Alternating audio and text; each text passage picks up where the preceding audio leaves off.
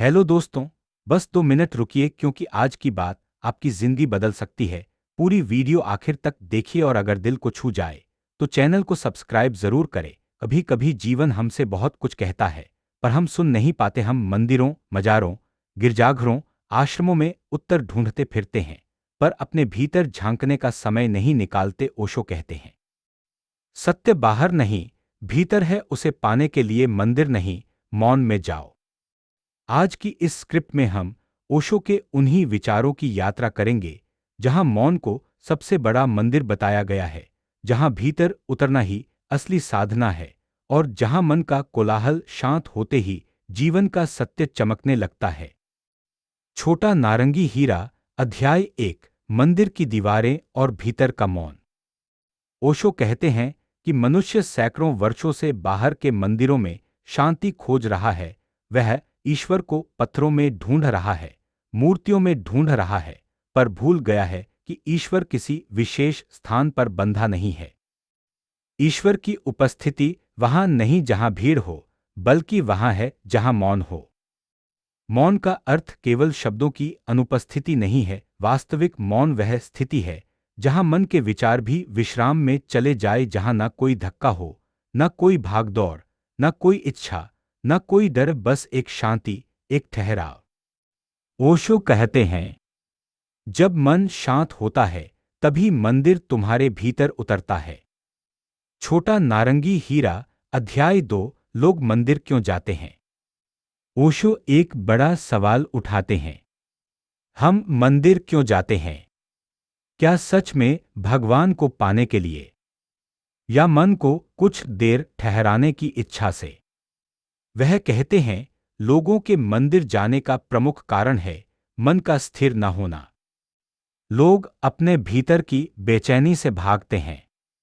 भीतर उतरना मुश्किल लगता है, इसलिए वे बाहर की यात्राएं करते रहते हैं।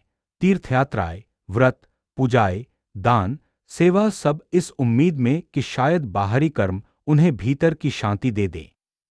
लेकिन ओशो स्पष्ट कहते हैं, भीतर की यात्रा को किसी बाहरी रास्ते से पूरा नहीं किया जा सकता।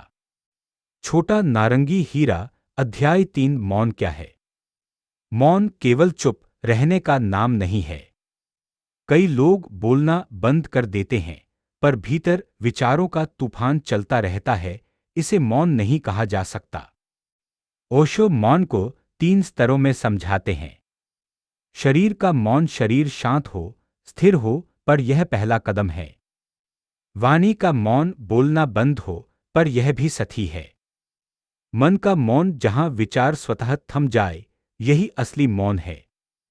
और ओशो कहते हैं, जब मन मौन होता है तब पहली बार तुम अपने होने को महसूस करते हो। छोटा नारंगी हीरा, अध्याय 4, मौन में क्या मिलता है।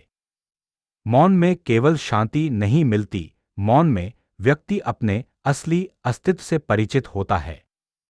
मौन वह द्वार है जो हमें बाहरी दुनिया से अंदर की दुनिया में ले जाता है। मौन में मन की परतें हटने लगती हैं, इच्छाएं शांत होने लगती हैं, भय का अंत होने लगता है, अहंकार पिघलने लगता है, भीतर का प्रकाश फैलने लगता है। मौन में हम वह सुनते हैं जो दुनिया नहीं कहती। तालियों का शोर नहीं, ध्यान की धुन। लोगों के शब्द नहीं, आत्मा की फुसफुसाहट। छोटा नारंगी हीरा, अध्याय 5, मंदिर बाहर नहीं, भीतर है। ओशो कहते हैं, मंदिर अगर बाहर होता तो सबको मिल गया होता। मंदिर भीतर है, इसलिए बहुत कम लोग उसे पा पाते हैं। बाहरी मंदिर बनाना आसान है, पत्थर, संगमरमर, रंग, कहानी। लेकिन भीतर का मंदिर बनाना कठिन है, क्योंकि उसमें ईंटें मौन की होती हैं और गहरा ध्यान का। जिस दिन तुम्हारा मन शांत हो जाता है, उस दिन तुम्हारा पूरा अस्तित्व मंदिर बन जाता है।